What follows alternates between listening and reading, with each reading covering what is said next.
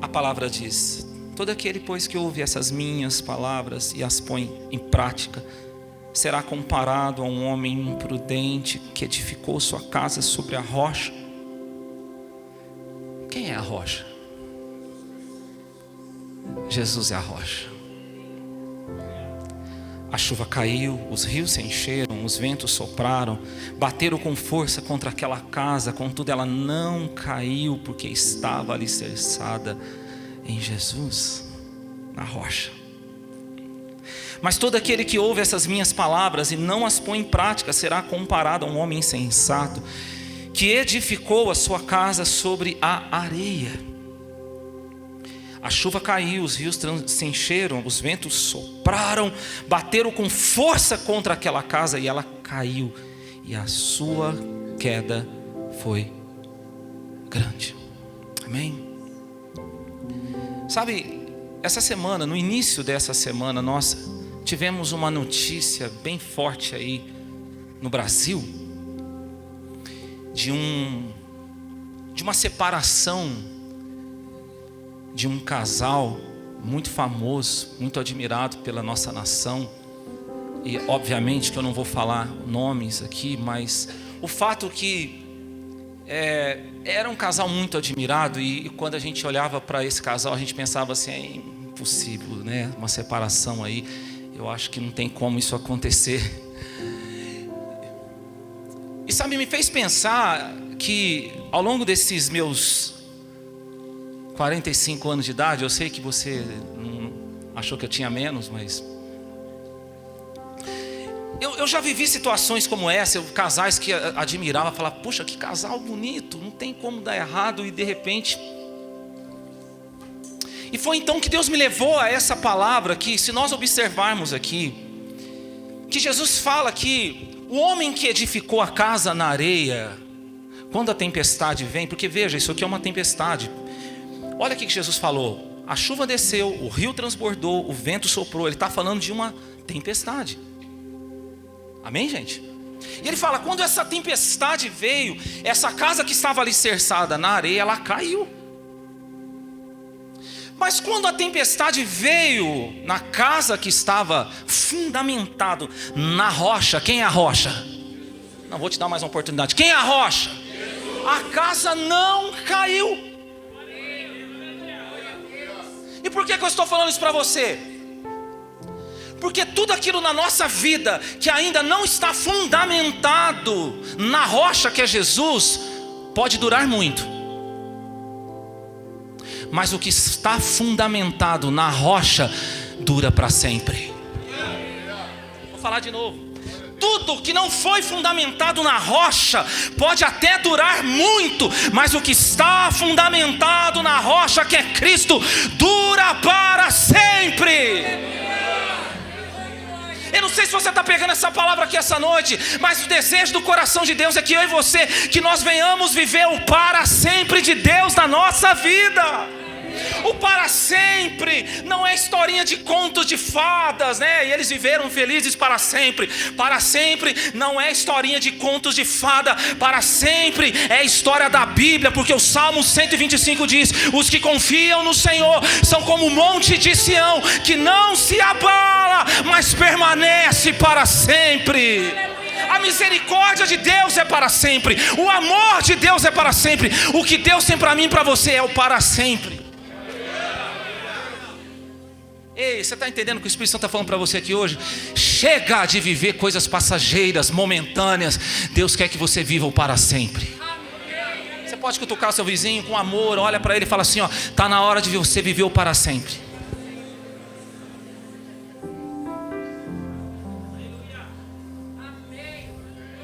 Quem está entendendo aqui? Para sempre. Coloca a mão no teu coração e fala assim: ó, Deus tem o para sempre na minha vida.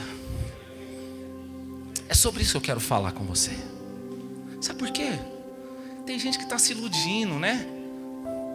Deixa eu falar uma coisa para você, querido. As pessoas nas redes sociais, elas mostram o que elas querem que você veja.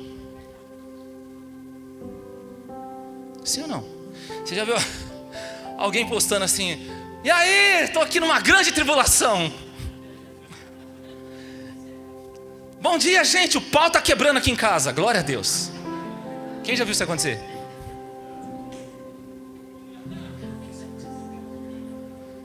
Bom dia, pessoal, acabei de brigar com a minha esposa aqui, aleluia. Você vê isso? Mas acontece ou não acontece? Não acontece, na sua casa não acontece nada. Você é anjo, fala para o seu irmão, você é anjo. E tem gente que fica lá, olha a vida dessa pessoa. O que não foi fundamentado na rocha caiu. O que está fundamentado na rocha é para sempre. Eu quero te dar algumas chaves hoje, através dessa passagem, para você viver o para sempre. Amém, gente? Vocês vão pegar essa chave? Logo, logo vai sair o livro, amém, gente? Pega essa chave. Glória a Deus. Primeira chave que Jesus dá para nós aqui, Mateus 7, lá no versículo 26 diz assim: todo aquele que ouve essas minhas palavras e não as põe em prática será comparado a um homem insensato que edificou a sua casa sobre a areia. A chuva caiu, os rios se encheram, os ventos sopraram, bateram com força contra aquela casa, ela caiu e a sua queda foi grande. Olha a primeira chave: nem tudo que está dando certo está certo. Deixa eu avisar os voluntários, fechem as portas. Deus tem dado algumas palavras nesses dias que tem mexido muito comigo, vai mexer com você. Amém? A primeira chave: nem tudo que está dando certo está certo. Gente, eu sei que você já ouviu assim, ó, o importante é que está dando certo. Deixa acontecer. O importante é que está dando certo. Time que está ganhando não se mexe. Gente, foi totalmente possível construir a casa na areia, sim ou não? Quem olhasse para aquela casa e falasse assim: nossa, deu certo, está dando certo, mas não estava certo, estava na areia. Nem tudo que está dando certo está certo, gente. Quando a tempestade veio, a casa desabou. A tempestade vem, gente. Vocês viram essa semana aí, né? A árvore caindo. Uma hora a tempestade chega.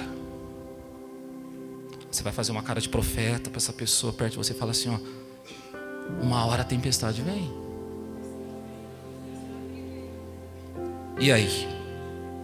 O que não estiver fundamentado na rocha vai cair.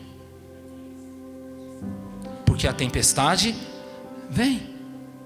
E a pergunta que eu faço aqui essa noite é o seguinte: você estaria disposto na sua vida a abrir mão do que está dando certo porque você descobriu que para Deus não está certo?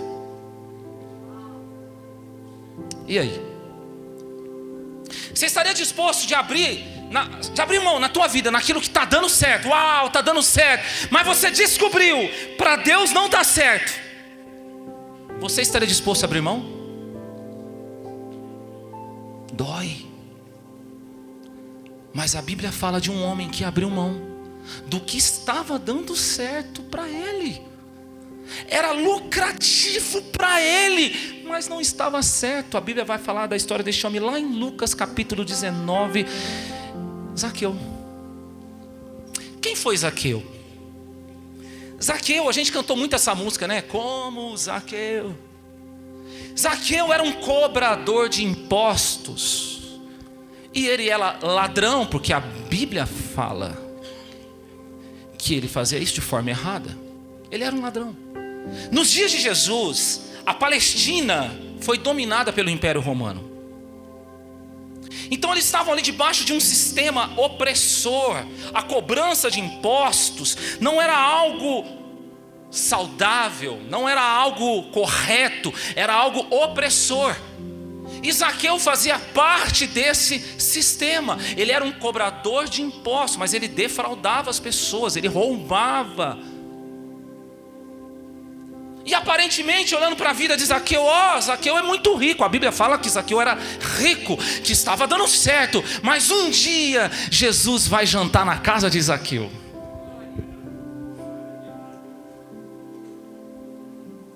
Jesus chega na casa de Zaqueu. E onde Jesus estava? Jesus está aqui hoje, amém, gente?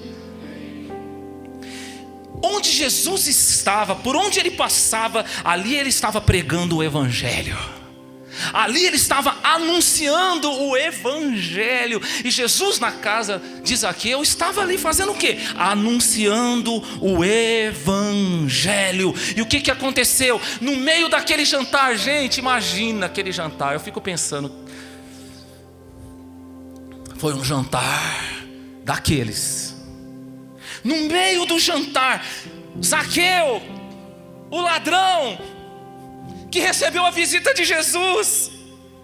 Jesus estava ali na mesa com ele. No meio do jantar, Zaqueu se levanta e fala assim: hoje eu vou devolver para os pobres metade do que eu tenho.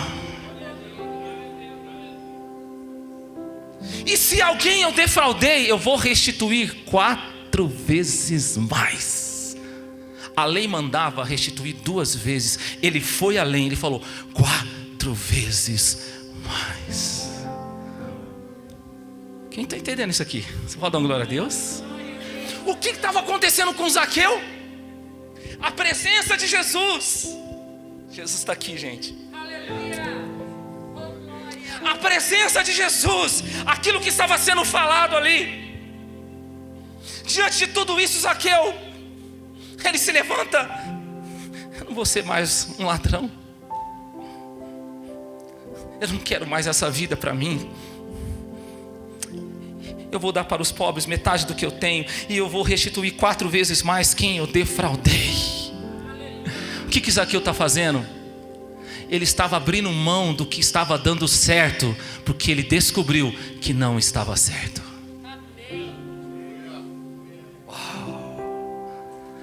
Quando Zaqueu faz isso, gente, isso é maravilhoso. Quando eu estava lendo essa palavra, como que a palavra de Deus ela vai saltando aos nossos olhos. Quando eu estava lendo isso, eu fiquei imaginando, porque a Bíblia fala que Jesus, ele se levanta e ele fala assim, olhando para Zaqueu, ele fala assim: hoje a salvação de Deus entrou nessa casa. Vou melhorar. Jesus está falando para Zaqueu o seguinte: isso aqui é salvação. Isso aqui é evidência de salvação. Talvez você entrou aqui hoje, querido, pensando assim: pastor, eu acho que eu não fui salvo nada. Pastor, eu acho que eu não fui salvo não, porque a minha vida está difícil, as coisas não estão dando certo. Querido, salvação não é as coisas dar certo ou não. Salvação é o seguinte: mesmo as coisas dando certo ou não dando certo, você continua andando certo na presença de Deus. Porque fazer as coisas dar certo na sua vida, qualquer um pode fazer, mas fazer você andar certo, só o Espírito Santo de Deus. Só Ele pode regenerar você. Só Ele pode fazer você nascer de novo, se tornar uma nova pessoa. Ninguém tem esse poder. Eu não tenho esse poder. Homem nenhum tem esse poder. Mas o Espírito Santo pode fazer você nascer de novo. Eu fico imaginando Jesus. Uau, isso aqui é salvação. Quem está entendendo essa palavra aqui? Zaqueu entendeu o seguinte: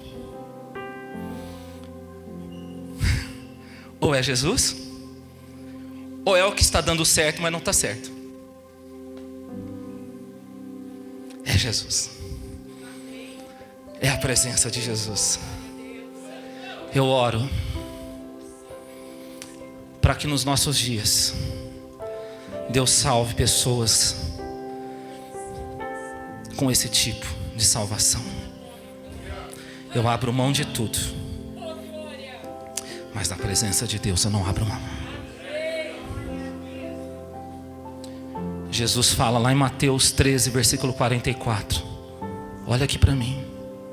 Ele fala assim: o reino dos céus é semelhante a um homem que encontrou o tesouro escondido no campo.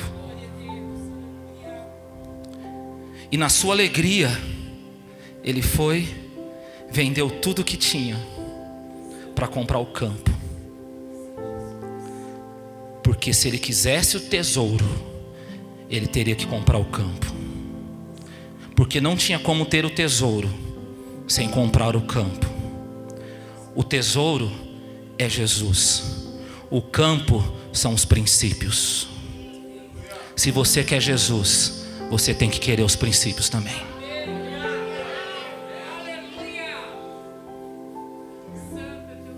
Tem gente que quer Jesus, mas não quer os princípios. Se você quer o tesouro, compra o campo. E é tão interessante que a Bíblia fala que com alegria, dá um sorriso assim, ó. Não foi com tristeza. Ter que comprar esse campo. Ai, é tão difícil ser crente. Tão difícil abandonar os vícios. Ai, como é difícil. Estou pagando um preço. Quem pagou o preço foi Jesus, não é você, filho. Jesus pagou o preço. A gente não está pagando mais nada, irmão. A salvação é pela graça. Com alegria. O tesouro está naquele campo. Eu compro o campo. Eu abro mão de tudo que eu tenho para comprar esse campo.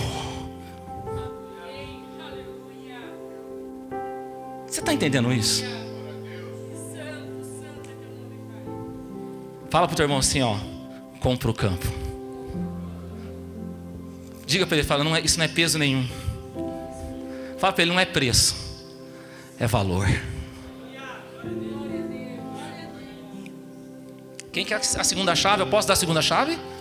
Vocês vão ficar comigo até o fim? Quem vai me amar até o fim aqui, dá um glória a Deus. Bate a mão na mão do irmão que está do céu e fala, para sempre, irmão. É o para sempre hoje aqui. Quem quer o para sempre aqui? Dá um glória a Deus. A segunda chave, Mateus 7, versículo 24, diz assim: todo aquele, pois, que ouve essas minhas palavras e as põe em prática, será comparado a um homem prudente que edificou sua casa sobre a rocha. A chuva caiu, os rios se encheram, os ventos sopraram, bateram com força contra a casa. Contudo, ela não caiu, porque estava alicerçada na rocha. Uau! Você quer a segunda chave? Nem tudo que está dando errado está errado. Nem tudo que está dando errado está errado. Deixa eu te falar uma coisa. Está tudo bem na tua vida, não está tudo bem. Está tudo bem, não está tudo bem. Veja, a casa que foi alicerçada, fundamentada na rocha que é Jesus, passou pela tempestade, também enfrentou a tempestade. Deixa eu te falar uma coisa, querido. Você que está na rocha, você que está na palavra de Deus, vai ter que passar pela tempestade. Quem está entendendo aqui? Só que é o seguinte: assim como foi possível construir uma casa na areia, não foi possível destruir a casa que estava na rocha. Foi possível construir a casa na areia? Foi, mas não foi possível destruir a casa que estava na rocha. Eu não sei qual tempestade você está passando hoje, qual área da sua vida você está passando algum tipo de tempestade. Pode ter certeza, se essa área foi construída na rocha, sua casa não vai cair. Não vai cair, irmão. Pastor, eu estou passando uma tempestade nas finanças, na minha vida espiritual, na minha vida ministerial, na minha vida emocional. Foi construído na rocha? Foi. Fica tranquilo, a casa vai permanecer de pé. Estamos de pé. Quem está entendendo isso aqui? Deixa eu te contar uma história. A Bíblia fala de um homem chamado Jó. Quem já ouviu falar de Jó? Gente, presta atenção nessa história. Olha o currículo de Jó. Deus falou. Homem reto, temia Deus, íntegro, se desviava do mal, oferecia sacrifícios, talvez por aquilo que os filhos tivessem feito de errado. Olha o currículo desse. Era um grande homem de Deus, abençoado em todas as áreas. Um dia o nosso adversário, o inimigo, vai diante de Deus e fala: ó Deus, seguinte, Jó não teme a Deus em vão? É interessante que Deus fala para ele: você está observando o meu servo? Jó não teme a Deus em vão, porque ele é assim, nota 10. Estou contextualizando para você, amém? Porque só coisa boa acontece na vida dele. Dá uma balançadinha lá, Deus, você vai ver se ele não vai blasfemar. Você vai ver se ele vai te adorar. Aí Deus fala: então é o seguinte, você pode tocar nas áreas da vida dele, mas ele fica vivo. Para você entender uma coisa aqui, vocês estão aqui, tem gente que acha que o diabo faz o que quer. Martim Lutero dizia o seguinte: Satanás é como um cão raivoso na coleira de Deus, só vai até onde Deus permitir. Deus é soberano sobre ele também. Você pode tocar nas áreas da vida dele, mas nele não, ele vai ficar vivo. Eu fico imaginando o inimigo, né? Agora o meu plano vai dar certo, meu plano vai dar certo. Deus tirou a cerca de Jó, agora eu vou quebrar tudo ali. Jó perdeu bens, saúde, reputação, filhos. Ei, pergunta para um pai que perdeu um filho, para você ver a dor que é. Perdeu tudo. Mas a Bíblia fala que a resposta de Jó foi o seguinte: depois que ele tinha perdido tudo, ele vai diante de Deus e fala assim. Na verdade, primeiro ele raspa a cabeça, em atitude de humilhação, rasga suas vestes, e ele diz assim: nu eu saí do ventre da minha mãe, nu eu tornarei para lá. O Senhor deu, o Senhor tomou, bendito seja o nome do Senhor. A palavra fala que Jó se prostrou, adorou o Senhor, e em tudo isso ele não pecou contra Deus. O plano do diabo deu errado. Pastor, como assim? Eu estou escandalizado. Como que o plano do diabo deu errado? Olha o mal que ele fez para Jó. Olha, ele deixou Jó mal. Ei, querido, olha aqui para mim. Deixa eu te falar uma coisa. O plano do diabo não era deixar Jó mal. O plano do diabo era fazer Jó ficar de mal com Deus. Você acha mesmo que o plano do diabo é deixar você mal? O plano do diabo é fazer você ficar de mal com Deus. Ah, Deus, está difícil, né? Deus, não quero nem orar, Deus, não quero nem te ver hoje. Se você está assim, o plano do inimigo está dando certo. Você acha que o inimigo está preocupado? Vou deixar aquela pessoa mal. Ele quer ver você de mal com Deus. Quem está pegando essa palavra aqui? Pelo amor de Deus, tem alguém que está pegando essa palavra aqui? Mas a Bíblia diz que Jó continuou de bem com Deus. Ele continuou firme com Deus. E chegou um momento na vida de Jó, como diz lá em Jó 42, Deus mudou a sorte de Jó e deu a ele o dobro de tudo que ele já tinha tido na vida dele. Querido, fica firme, se mantenha firme nos caminhos do Senhor, independente das circunstâncias, porque pode ter certeza, vai chegar uma hora que Deus vai mudar a sua sorte e vai fazer com você o que Ele nunca fez até hoje. Ele permaneceu firme.